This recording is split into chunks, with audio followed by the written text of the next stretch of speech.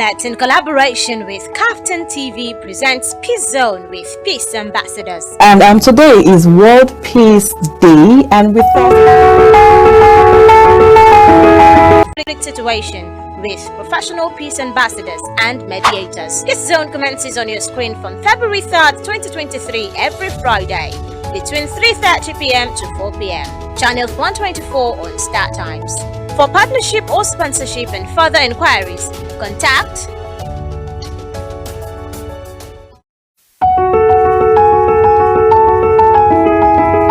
HabNet, in collaboration with KAFTAN TV, presents Peace Zone with Peace Ambassadors. And today is World Peace Day, and we thought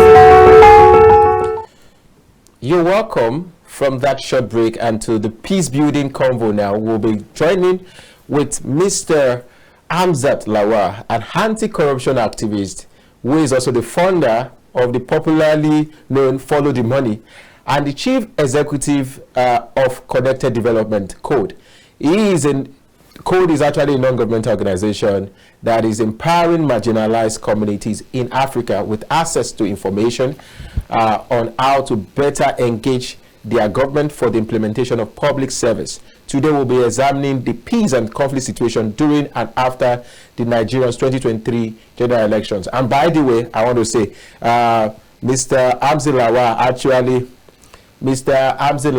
actually observed this election. So, Mr. Hamzat Lawal, are you there, sir? Yeah, hello. Can you hear me? Yes, we can hear you. Good to hear your voice, Mr. Hamzat. Yeah. How has it been since the election? Let's start that way. I'm struggling to hear you. Okay. Okay. How has it been? Can you hear me now? Yes, I can hear you. Yes. Now. How has it been after the election? Since Saturday, how has it been? I know you monitored the election. How has it been with you, General? Oh yeah, it's been a long. Elections have come and gone. The first part, that's the presidential and the National Assembly, with mixed feelings and so many disappointments, particularly with the fact that INEC did not meet expectation and did not actually meet the basic threshold of standardization of an election. With all the promises they made, so Connected Development deployed 20,000 observers in the 36 states and the SDG. Using our platform is a data real-time situation report, and some of the reports we got, particularly on election day, was the fact that materials and INEC ad hoc staff did not get to over 60% of the polling units in good time. We also saw, because of this, pregnant women, older people, people with disability got disenfranchised, because in some polling units they came at 2 p.m. Where these people were already tired and went back home. But it's also important to commend young people who came out in millions, and also security people who ensured that there was protection of lives and properties.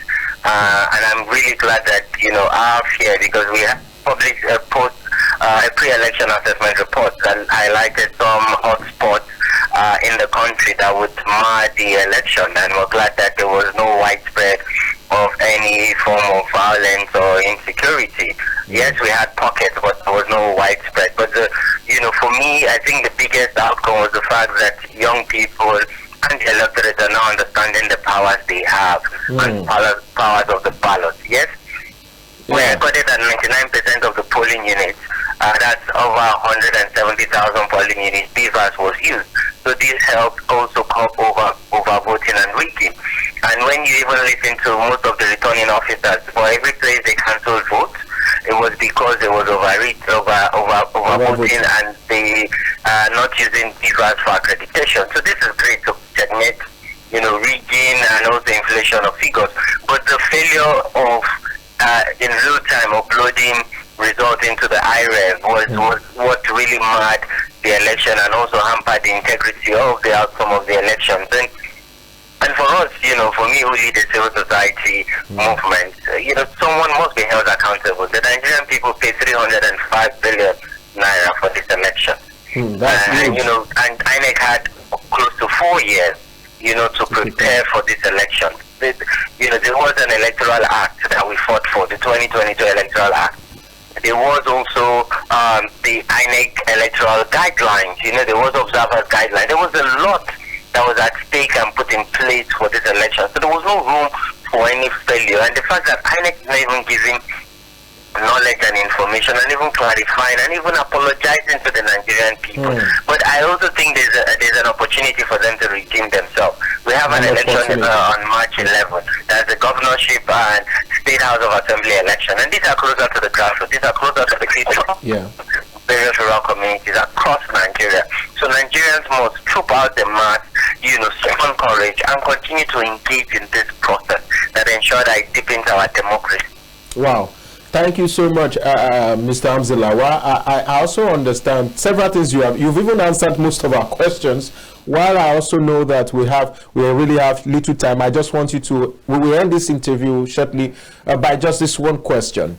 Because we've talked about the situation of the security personalities and other stakeholders, and the fact that you are very concerned about somebody taking responsibility for this action. Now, do you think, with all this report we've gotten now, do you think people that maybe have felt they are aggrieved, or people who have been in all these systematic issues right now, do you think they can actually trust the judiciary to give them justice?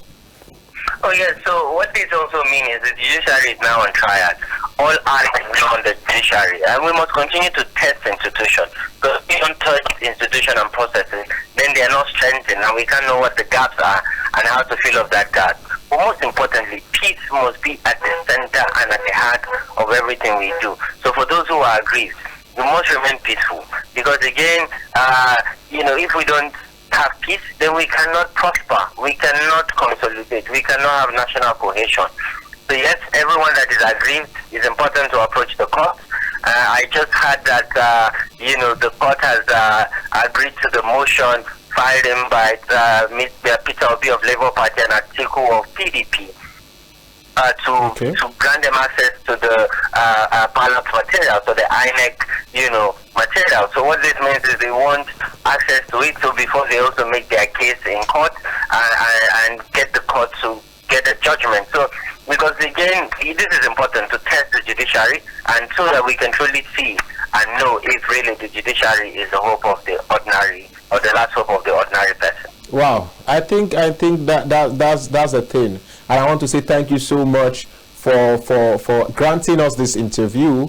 I really wish we have more time to have done justice to it. We have several questions that would have asked, but I want to believe that because my producer is already beeping because of time. But I'm sure that we'll be bringing you back maybe one of these other episodes to really delve into what will happen after the gubernatorial election and other. Especially looking at it from the peace angle. So thank you very much, Mr. Hamzat. I would like that. Thank you. You guys should continue the good work you're doing at KAFTAN TV. I really appreciate it. Thank you very much. Thank you very much, Mr. Hamzat. Now. Okay, now. Bye for now.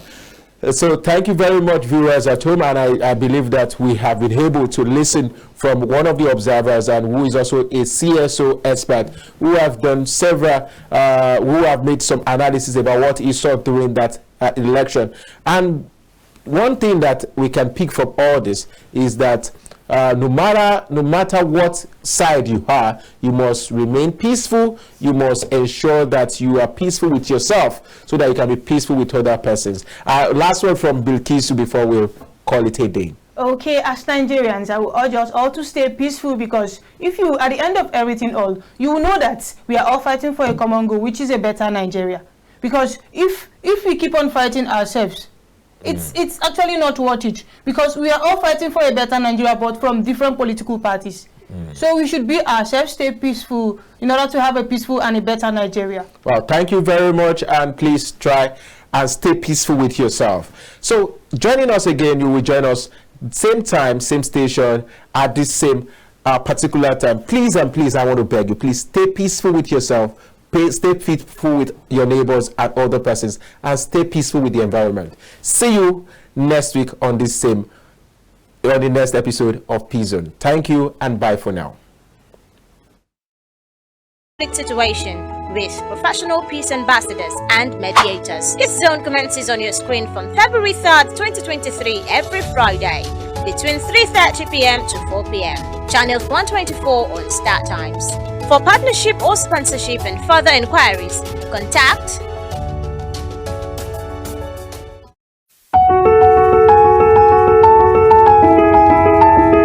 Net in collaboration with KAFTAN TV presents Peace Zone with Peace Ambassadors. And today is World Peace